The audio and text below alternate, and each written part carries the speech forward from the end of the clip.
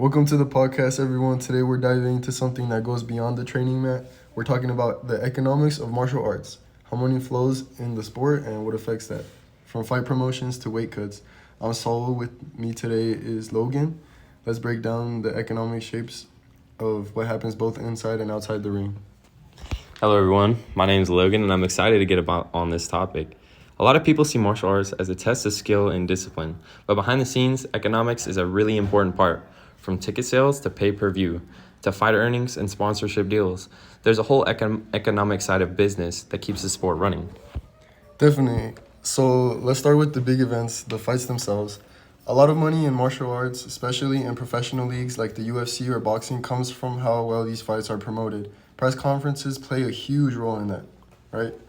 Absolutely. Press conferences are one of the biggest marketing tools for a fight. The fighters sell the fight, whether it's trash talking, building up their storylines, or directly influencing the demand. If you have some of the biggest fights in history, most of them have massive hype leading up to the event. That hype drives up the number of buyers, which means more revenue through ticket sales, pay-per-view, and exclusive streaming deals. So we can say the more excitement there is, the higher the demand, and the more people are willing to pay to watch. But what happens if the hype falls flat? If a press conference or promotion doesn't create a buzz, the fight can lose buyers, which means lower revenues. Think of this as a way that people aren't interested. They won't tune into the fight. That means fewer pay-per-views and fewer sponsorship deals for the fights.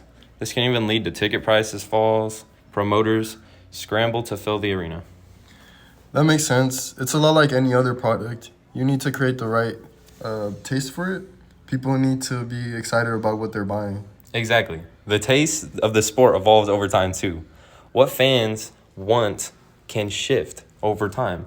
For instance, there was a time when pure technical fighting was appreciated more, and now a fighter's personality and their storyline often grabs the headlines, i.e. trash talk and stuff like that.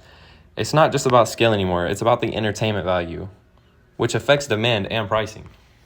Yeah, that's completely true. And speaking of pricing, over the years we've seen changes in fights how their prices have been changed.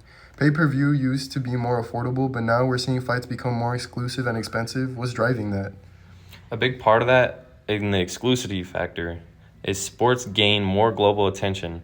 Promotions can charge higher prices because people are willing to pay to see the top tier fighters around the world.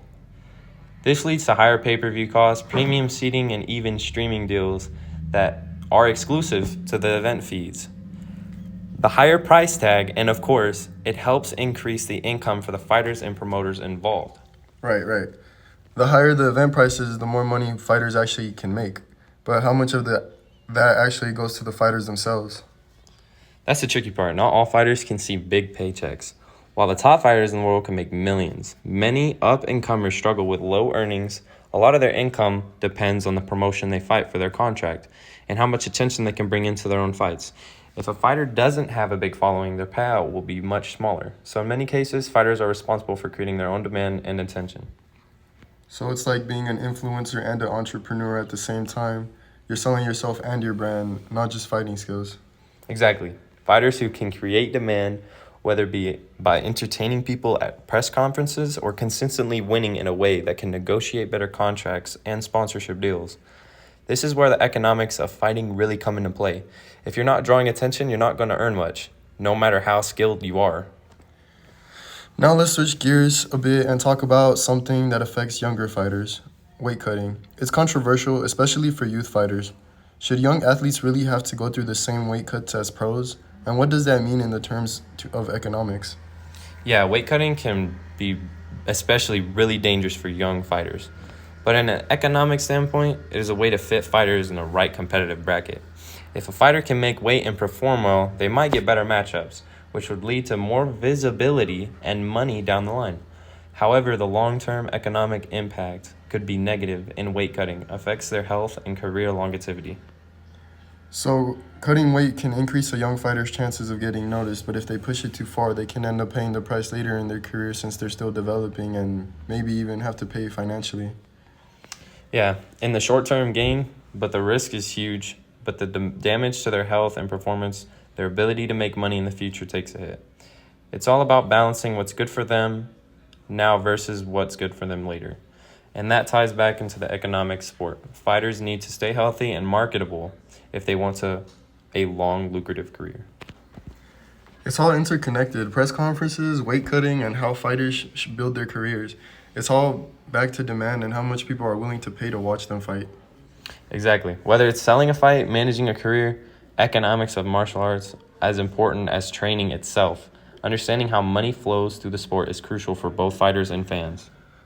Well, that wraps up today's discussion then. We've covered everything from how hype influences demand to how pricing has changed over the years, and even tough calls youth fighters have to make when cutting weight. There's a lot more going on in martial arts than meets the eye, and money is at the center of it all. Thanks for listening, everyone, and I hope this gave you a deeper understanding and really interconnected you within the sports world and the fighting world at that, how everything works, and just about everything that you need to know to make money. Attention controls the money. If you can pull attention, you control your money income. We'll catch you guys on the next episode.